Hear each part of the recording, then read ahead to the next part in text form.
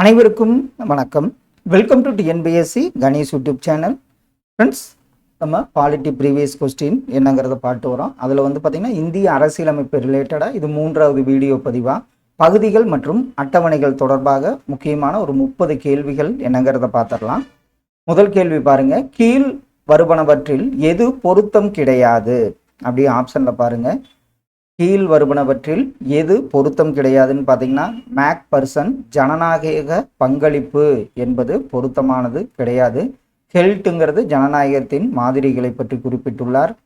லிவ்லி ஜனநாயகம், ஸ்கம்பீட்டர் முதலாளித்துவம், சமதர்மம் மற்றும் மக்களாட்சியை பற்றி குறிப்பிட்டவர். எந்த வழக்கில் இந்திய உச்சநீதிமன்றம் முகவுரை என்பது இந்திய அரசியல் சாசனத்தின் ஒரு பகுதிதான் என்று தீர்ப்பு வழங்கியது? அது எந்த வழக்கு? இது நம்ம சொல்லிடுவோம், கேசவானந்தா பாரதி வழக்கு என்பது சரி. இந்திய அரசியலமைப்பின் எந்த விதி முகப்புரையில் மாற்றம் செய்துள்ளது? இது அடிக்கடி கேட்கப்பட்ட கேள்வி. அது எந்த விதின்னு பார்த்தீங்கன்னா 42வது சட்ட திருத்தமாகும். இந்திய அரசியலமைப்பின் முகவரியில் ஒருமைப்பாடு என்ற வார்த்தை சேர்க்கப்பட்ட ஆண்டு என்ன? ஒருமைப்பாடு பார்த்தீங்கன்னா 1976ஆம் ஆண்டு சேர்க்கப்பட்டது. நீதி புனராய்வுக்கு அப்பாற்பட்டது என்ன? ஆப்ஷனில் பாருங்க. நீதி புனராய்வுக்கு அப்பாற்பட்டது முகப்புரை என்பது சரி. சுதந்திரம், சமத்துவம், சகோதரத்துவம் என்ற கொள்கைகள் இந்திய அரசியலமைப்பின் முகவுரையில் புனிதமானவையாக ஏற்கப்பட்டமைக்கு தூண்டுகோலாக இருந்தது எது? அந்த புரட்சி பார்த்தீங்கன்னா பிரெஞ்சு புரட்சி என்பது சரி.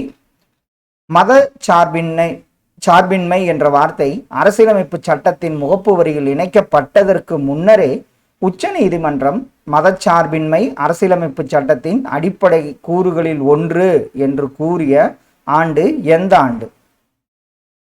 இது மதச்சார்பின்மைங்கிறது அரசியலமைப்பு சேர்க்கிறதுக்கு முன்னாடியே பார்த்தீங்கன்னா உச்ச நீதிமன்றம் இப்படி ஒரு கூற்றை கூறியுள்ளது. அது எந்த ஆண்டுன்னு பார்த்தீங்கன்னா 1973ஆம் ஆண்டு.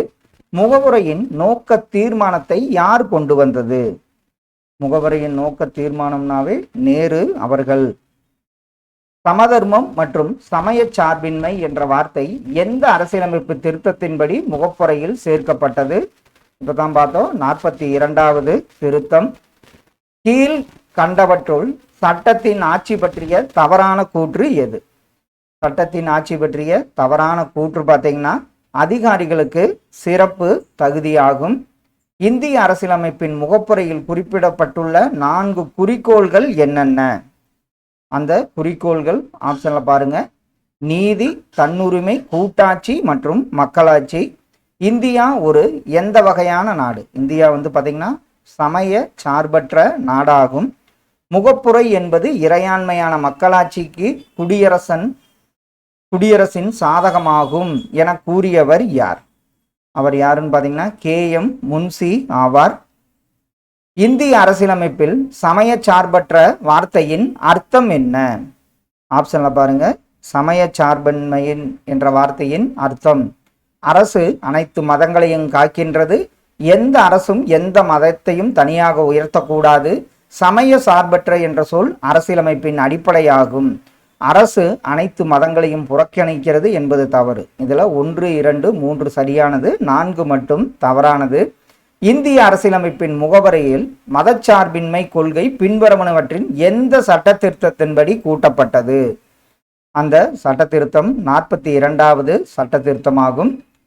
முகவரியில் சமதர்ம, மதச்சார்பற்ற மற்றும் ஒற்றுமை என்ற வார்த்தைகள் சேர்க்கப்பட்டது. இதுவும் பார்த்தீங்கன்னா இந்த கொஸ்டினே பாருங்க, மாற்றி மாற்றி டிஃப்ரெண்டாக கேட்டிருப்பாங்க. 42வது அரசியலமைப்பு திருத்த சட்டம். அரசியலமைப்பில் முகப்புரையில் குறிப்பிடப்பட்ட கொள்கைகளின் சரியான வரிசை என்ன?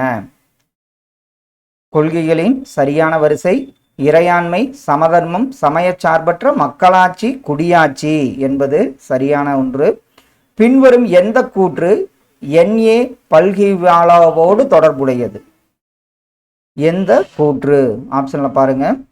முகவுரை அரசியலமைப்பின் அடையாள அட்டை என்பது சரியான ஒன்று. கீழ்காணும் பத்திரிகைகளில் சுதந்திரம், சமத்துவம், சகோதரத்துவம் என்பதை குறிக்கோளாக கொண்ட பத்திரிகை எது? அந்த பத்திரிகை சஞ்சி பாணி என்பது சரி. இந்திய அரசியலமைப்பின் முன்னுரையில் பயன்படுத்தப்படும் சகோதரத்துவம் என்ற சொல் தொடர்பான கீழ்காணும் கூற்றுகளில் சரியானவற்றை தேர்வு செய்யவும். இதில் பார்த்தீங்கன்னா அது பிராந்தியவாதத்திற்கு இடமளிக்காது, சாத்தியவாதத்திற்கு இடமளிக்காது என்பது சரி, வகுப்புவாதத்திற்கு இடமளிக்கும் என்பது தவறான ஒன்று. கேசவானந்த பாரதி வழக்கில் உச்சநீதிமன்றம் வழங்கிய தீர்ப்பின் சாராம்சமாக கீழ்கண்ட கூற்றுகளில் எவை சரியானவை?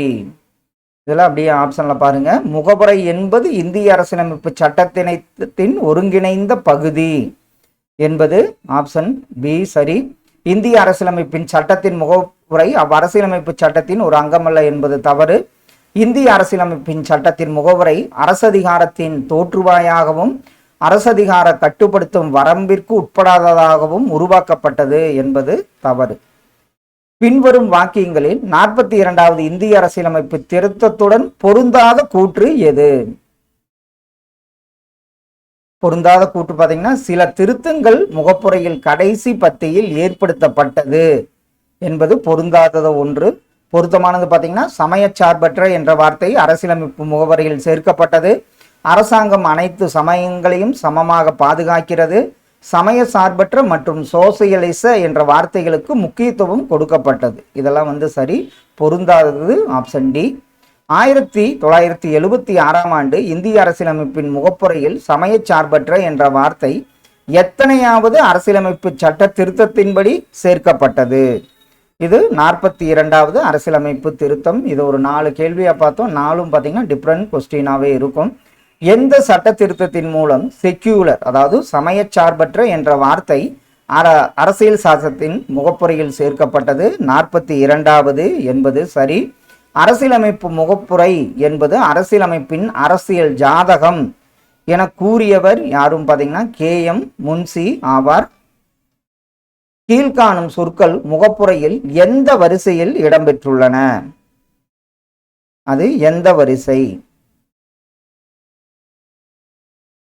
இதுல இறையாண்மை, சமதர்மம், மதச்சார்பின்மை, மக்களாட்சி, குடியரசு. இதற்கு ஆப்ஷன் ஏ சரியான விடை. முகவுரையின் 6ஆம் பத்தியில் 1976ஆம் ஆண்டு அரசியல் சாசன திருத்தல் சட்டம் மூலமாக சேர்த்த வார்த்தையை தெரிந்து எடுக்கவும். அந்த வார்த்தை எதுன்னு பாருங்க. நேர்மை என்பது சரி. அடுத்த ஒன்று, எந்த ஆண்டு இந்திய அரசியலமைப்பின் முகப்புரை திருத்தம் செய்யப்பட்டது? அது 1976ஆம் ஆண்டு. கீழ் குறிப்பிடப்பட்டவர்களுள் இந்திய அரசியலமைப்பின் முன்னுரைதான் அரசியலமைப்பின் முக்கிய குறிப்பு என்று கூறியது யார்? அவர் எர்னஸ்ட் பார்க்கர் என்பது சரி. 1976இல் இந்திய அரசியலமைப்பின் முகப்புரையில் சேர்க்கப்பட்ட கூற்று எந்த கூற்று? அந்த கூற்று சமதர்மம். ஃப்ரெண்ட்ஸ், இந்த வீடியோ பதிவில் முகப்புரை தொடர்பான இதில் பகுதிகள் அட்டவணைகள் என்பது தவறு. முகப்புரை தொடர்பான ஒரு 30 இம்பார்ட்டண்டான கேள்விகள் பார்த்தோம். கண்டிப்பாக இது உங்கள் ரிவிஷனுக்கு யூஸ்ஃபுல்லாக இருக்குன்னு நம்புகிறோம். Thank you all.